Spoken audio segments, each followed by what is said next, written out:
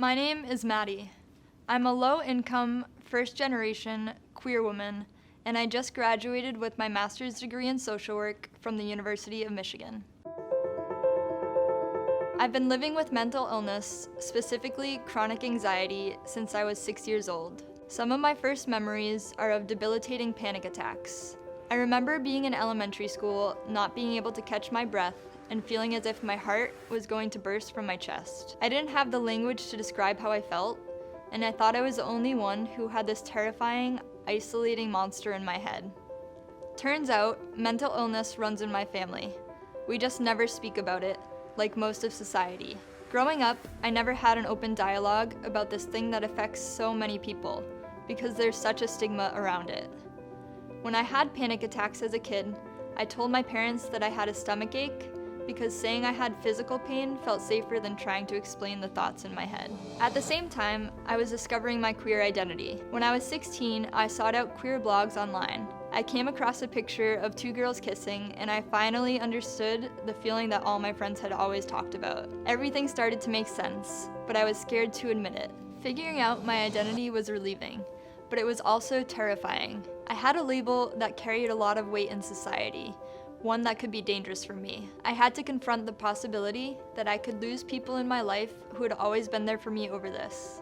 There were years when I wasn't comfortable with who I was, and I had no one to look up to. I was the only person I knew going through a queer experience, and I owned who I was, but there was a piece of me that always felt like the gay friend surrounded by straight people, and that was insanely lonely. That was a huge anxiety trigger for me. Going to school every day, feeling isolated, caused panic attacks between classes, worsened by long hallways and fluorescent lights. Soon, the anxiety overtook its cause, and it consumed everything I did. I missed months of school.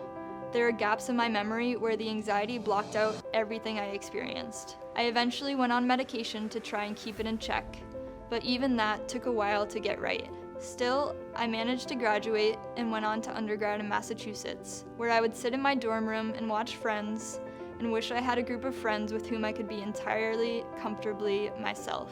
Then I came to Michigan. During the School of Social Work orientation, I took an LGBTQ studies class. On the last day of class, we were asked to share one takeaway from our experience, and mine was that I knew my people were here. I was finally in a community where I could share my experience and be met with understanding and pride.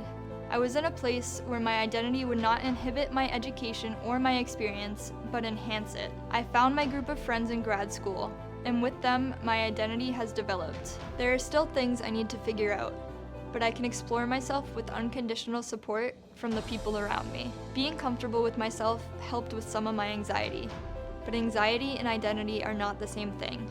Having a community is instrumental in keeping my mental health in check. Between my friends and my medication, I have a better handle on my anxiety than I've had in my whole life. I'm comfortable with reaching out for help when I need it, and it's made me more open with the people around me. When you feel good about who you are, you can appreciate other people for who they are, and lend yourself to your curiosity for the world. Self-care is also key.